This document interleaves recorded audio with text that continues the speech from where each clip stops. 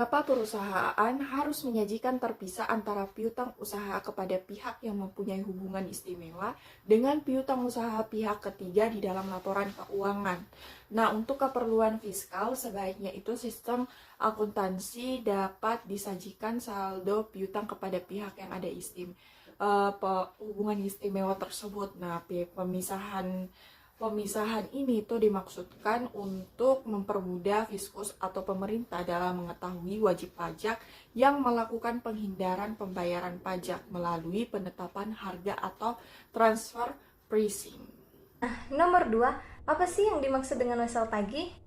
Jadi, wesel tagih merupakan wesel yang dapat ditagihkan kepada perusahaan lain yang memiliki utang kepada perusahaan kita. Dengan kata lain, wesel tagih ini adalah dokumen piutang yang dikeluarkan oleh pihak perusahaan lain yang belum bisa membayar pada saat penyerahan barang terjadi. Baik, saya di sini akan menjawab pertanyaan dari nomor 3, yaitu bagaimana cara penyajian piutang dalam laporan keuangan. Jawaban saya di sini yaitu penyajian piutang usaha dalam laporan harus secara terpisah dengan menggunakan identifikasi yang jelas. Mengapa demikian? Karena piutang dalam laporan keuangan tersebut dinyatakan terbesar jumlah kotor tagihan diikuti dengan jumlah taksiran piutang yang tidak dapat ditagih atau piutang yang diragukan. Piutang yang dapat ditagih dalam 1 tahun dapat digolongkan ke dalam aset lancar, sedangkan yang tidak dapat ditagih dalam 1 periode dapat digolongkan pada aset lain-lain. Baiklah, saya akan menjawab pertanyaan nomor 4, yaitu mengapa dalam akuntansi diperbolehkan dibentuknya penyisihan atau cadangan piutang tak tertagih. Eh, Jawabannya adalah karena berbeda dengan peraturan perpajakan yang lebih menekankan pada senyatanya dan bukan bersifat antisipatif dengan penyisihan tersebut. Dalam akuntansi komersial, hal ini dianggap lazim terhadap piutang yang diragukan tingkat kolektibilitasnya sehingga perusahaan dapat menghapus dan membebankannya pada cadangan yang dimaksud. Kenalkan, nama saya Rehan. Saya akan menjelaskan soal nomor 5, yaitu biaya piutang tak tertagih tidak diperbolehkan mengurangi penghasilan bruto, tetapi sesuai dengan pasal 6 ayat 1 huruf A, ditentukan syarat-syarat dari penghapusan piutang yang tidak dapat ditagih. Sebutkan syarat-syarat tersebut. Syarat-syaratnya adalah telah dibebankan sebagai biaya dalam laporan laba rugi komersial. Wajib pajak harus menyerahkan daftar piutang yang tidak dapat ditagih kepada Direktorat Jenderal Pajak dan telah diserahkan perkara penagihannya kepada pengadilan negeri atau instansi pemerintah yang menangani piutang negara, atau adanya perjanjian tertulis mengenai penghapusan piutang atau pembebasan utang antara kreditur dan debitur yang bersangkutan, atau telah dipublikasikan dalam penerbitan umum atau khusus, atau adanya pengakuan dari debitur bahwa utangnya telah dihapuskan untuk jumlah utang tertentu. Dalam pasal 9 ayat 1 huruf C diatur mengenai biaya atau pengeluaran yang dilarang oleh pajak. Nah, salah satunya yaitu biaya penyisihan piutang tak tertagih. Nah, apa sih syarat-syaratnya? Jadi, sesuai dengan ketentuan perpajakan Undang-Undang PPH Nomor 36 Tahun 2008 Pasal 9 ayat 1 huruf C memperkenankan adanya pembentukan penyisihan atau cadangan untuk jenis usaha tertentu seperti pertama, usaha bank dan badan usaha lain yang menyalurkan kredit, sewa usaha dengan hak opsi, perusahaan pembiayaan konsumen, dan perusahaan ajak piutang. Kemudian yang kedua, cadangan untuk usaha asuransi termasuk cadangan bantuan sosial yang dibentuk oleh Badan Penyelenggara Jaminan Sosial atau BPJS. Kemudian yang ketiga adalah cadangan penjaminan untuk lembaga penjamin simpanan. Kemudian yang keempat yaitu cadangan biaya reklamasi untuk usaha pertambangan. Yang kelima, cadangan biaya penanaman kembali untuk usaha kehutanan. Dan yang terakhir, cadangan biaya penutupan dan pemeliharaan tempat pembuangan limbah industri untuk usaha pengolahan limbah industri. PT Alfanzo bergerak di bidang perdagangan umum. Bulan Oktober menjual barang dagangan sebesar 23.100.000, termasuk PPN secara kredit. Buatlah jurnal penjualan dengan harga jual 25 juta bila A perusahaan non PKP dan B perusahaan PKP. Yang pertama kita cari dulu atau buat jurnal jika perusahaan PT Alfanzo belum dikukuhkan sebagai PKP, maka PT Alfanzo tidak boleh melakukan pemungutan PPN dengan membuat faktur pajak. Jadi jurnal yang dibuat itu menggunakan sistem perpetual. Jadi jurnalnya itu sebagai berikut, sudah ditampilkan. Piutang usaha bertambah di sisi debit sebesar 20.810.811. Ini didapatkan dari nilai 100 dibagi 111 dikali 23.100.000.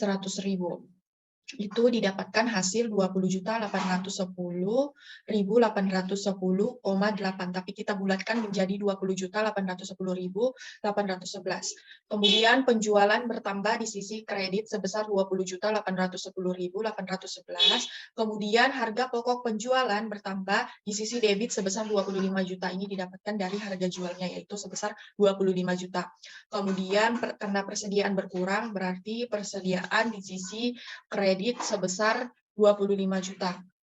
Kemudian kita buat lagi jurnal apabila perusahaan PT Alfanzo telah dikukuhkan sebagai PKP. Jadi jurnalnya yaitu sebagai berikut: piutang usaha bertambah di sisi debit sebesar 23.100.000. Kemudian pajak keluaran itu berkurang karena termasuk akun utang, jadi berkurang di sisi debit, di sisi kredit sebesar 2.289.189,2, tapi kita bulatkan menjadi 2.289.189.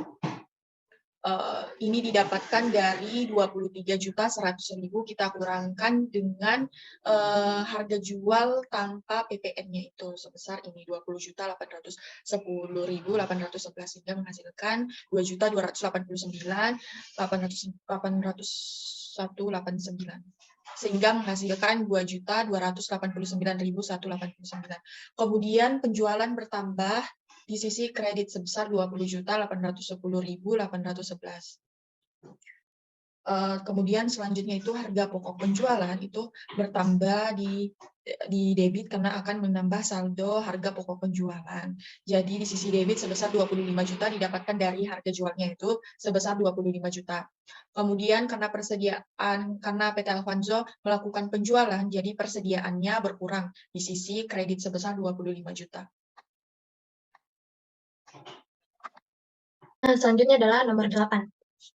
Soalnya adalah PT Anugrah adalah produsen makanan kaleng yang sudah dikukuhkan sebagai PKP. Perusahaan menjual makanan kaleng senilai 30 juta kepada PT Budi yang juga PKP-nya itu 20 juta, kepada PT Cika yang tidak PKP, dan 10 juta kepada Saudara Dandi yang memiliki NPWP. Harga sebelum termasuk PPN, buatlah jurnal untuk masing-masing transaksi dari PT Anugrah, PT Budi, PT Cika, dan Saudara Dandi. Nah, di sini di soal sebelumnya itu dapat kita ketahui bahwa untuk barang yang dijual pada PT Budi itu senilai 30 juta.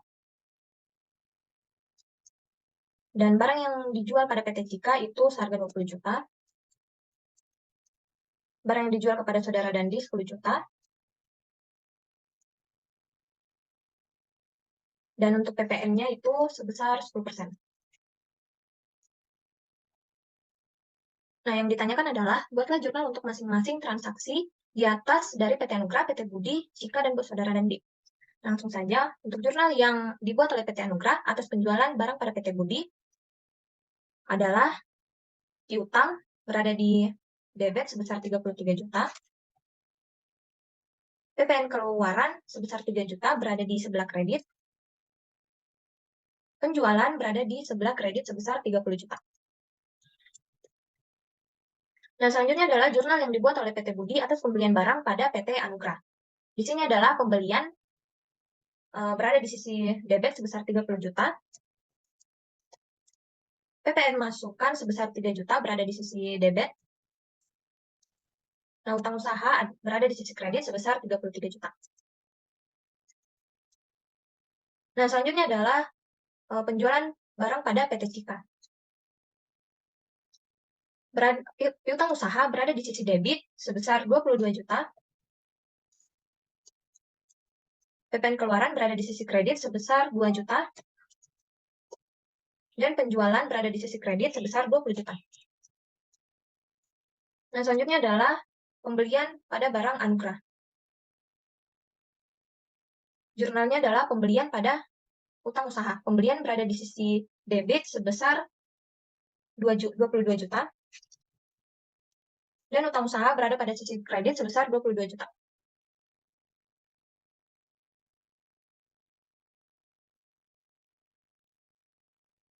Nah, selanjutnya adalah jurnal yang dibuat oleh PT Anugrah atas penjualan barang pada Saudara Dandi, yaitu piutang usaha pada PPN keluaran dan penjualan. Jadi piutang usaha berada di sisi debit sebesar 11 juta, PPN keluaran berada di sisi kredit sebesar 1 juta, dan penjualan berada di sisi kredit sebesar 10 juta. Dan terakhir adalah jurnal yang dibuat oleh Saudara Dandi atas pembeliannya ke PT Anugrah, yaitu nama akunnya berada di pembelian barang pada utang usaha. Pembelian barang berada di sisi debit sebesar 11 juta, dan utang usaha berada di sisi kredit sebesar 11 juta. Saya di sini akan menjelaskan nomor 9, yaitu dengan soal jelaskan aspek peraturan perpajakan yang menjadi dasar untuk mengantisipasi kemungkinan tidak tertagihnya piutang perusahaan atau pada akhir tahun 2011 dibentuk cadangan piutang tak tertagih sebesar 25 juta. Dan jawaban saya di sini adalah dalam keadaan pajak tidak diperkenankan pembentukan cadangan penghapusan piutang. Dikarenakan ketentuan pajak lebih melihat realitas dan memperlakukan dengan metode penghapusan langsung, sehingga jurnalnya ada tertera di layar, yaitu keterangan beban piutang tak tertagih pada piutang usaha. Beban piutang tak tertagih ada di posisi debit sebesar 25 juta dan piutang usaha ada di posisi kredit yang sama besarnya, yaitu 25 juta.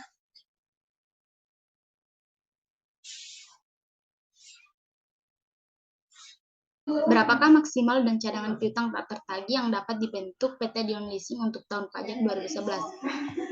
Cadangan maksimal piutang tak tertagih yang dapat dibentuk PT Dion Leasing untuk tahun pajak 2011 adalah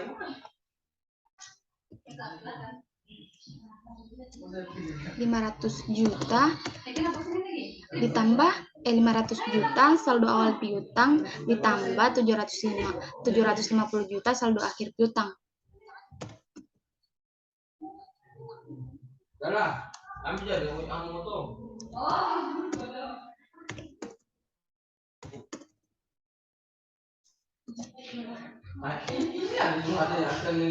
Dibagi 2, kemudian dikali 0,5% sesuai dengan ketentuan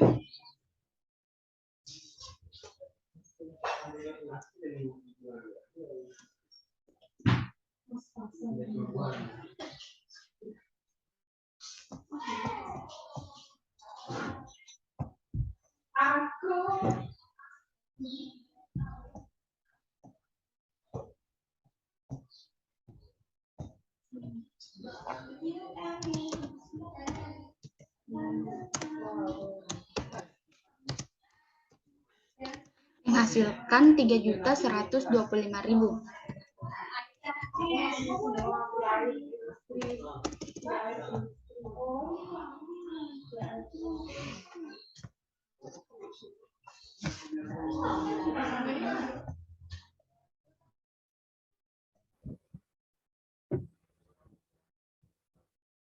Perkenalkan, nama saya Rehan. Saya akan menjelaskan soal nomor 11, yaitu membuat skedul umur piutang usaha PT Noel per 31 Desember 2012 dan jurnal yang diperlukan. Berikut ini adalah skedul umur piutang usaha PT Noel. PT Apple yang belum jatuh tempo 60 juta rupiah, PT Cherry yang sudah lewat 90 hari 40 juta rupiah, PT Cappuccino yang sudah lewat 90 hari 20 juta rupiah, PT Espresso yang berumur 61 sampai 90 hari 31 juta rupiah, dan yang sudah lewat 90 hari 51 juta rupiah, totalnya adalah 82 juta rupiah. PT Monica yang berumur 61 sampai 90 hari 15 juta rupiah, dan PT Queen yang sudah lewat 90 hari 14 juta rupiah. Total yang belum jatuh tempo adalah 60 juta, yang berumur 61 sampai 90 hari 46 juta, dan yang sudah lewat 90 hari 125 juta rupiah. Totalnya adalah 231 juta rupiah. Estimasi piutang tak tertagih yang belum jatuh tempo adalah 3 juta, yang berumur 61 sampai 90 hari 16.100.000 rupiah, dan yang lewat 90 hari 56.250.000 rupiah. Totalnya adalah 75.350.000 rupiah.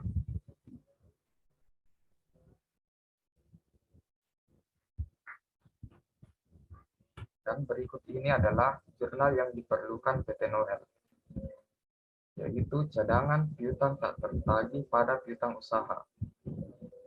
Cadangan piutang tak tertagih di posisi debit sebesar Rp47.850.000 dan piutang usaha di posisi kredit sebesar Rp47.850.000. Nah, beban piutang tak tertagih pada cadangan piutang tak tertagih.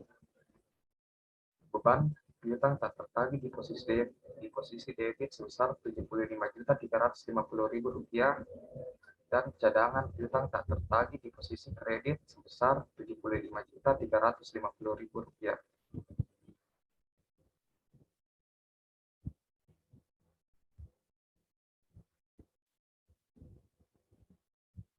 Baik, sebuah perusahaan asuransi kerugian PT Multi Asuransi Raya secara komersial di akhir tahun 2010 membentuk cadangan klaim asuransi sebesar Rp45 miliar dengan rincian sebagai berikut.